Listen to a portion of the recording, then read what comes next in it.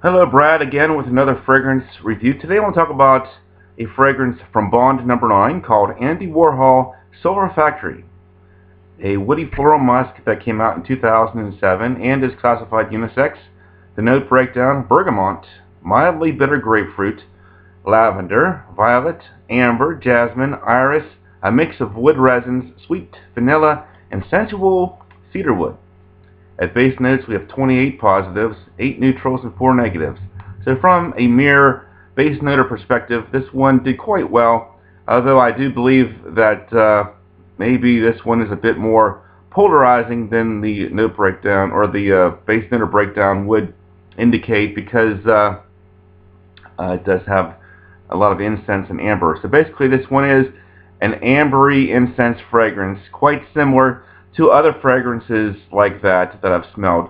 This one differs, I believe, mostly because it's a bit more floral in nature, although the florals in this one are quite subdued as well.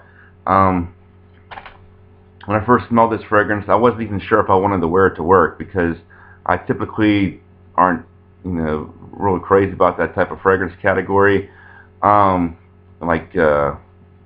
Fragrances in that category are kind of reminiscent of like L'air de Descent, Marrakein, Gucci Pour in One. I would even argue Kerosine's Root Elements are all kind of in that category. I think my favorite of the bunch is probably still Gucci Pour in One, because of that rich cedarwood base.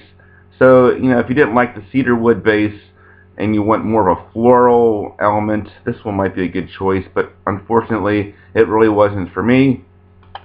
So not too much more I can say about this. Just let me touch base on some of the points here and give you scores. The smell, I give it 5 out of 10.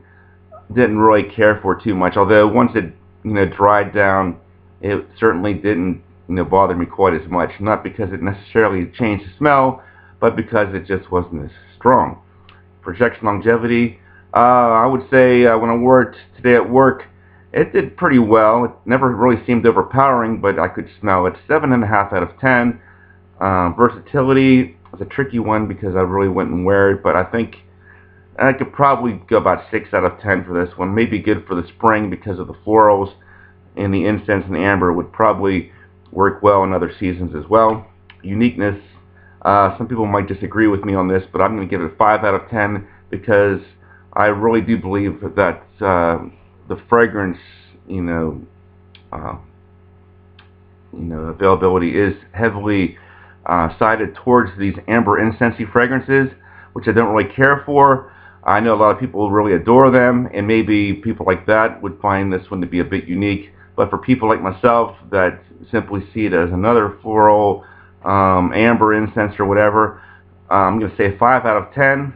Price point, a bottle is probably going to run you about $150, typical Bond pricing. Overall, I'm going to actually be kind of generous here and say 5.5 out of 10. Not really something that I care for too much because of the amber incense, and adding florals to the mix really didn't help matters any, in my opinion. But if you like the typical ambery incense fragrances, give it a shot. You might feel different than I do. So thanks for watching, guys. I hope you enjoyed the video, and I'll talk to you guys later.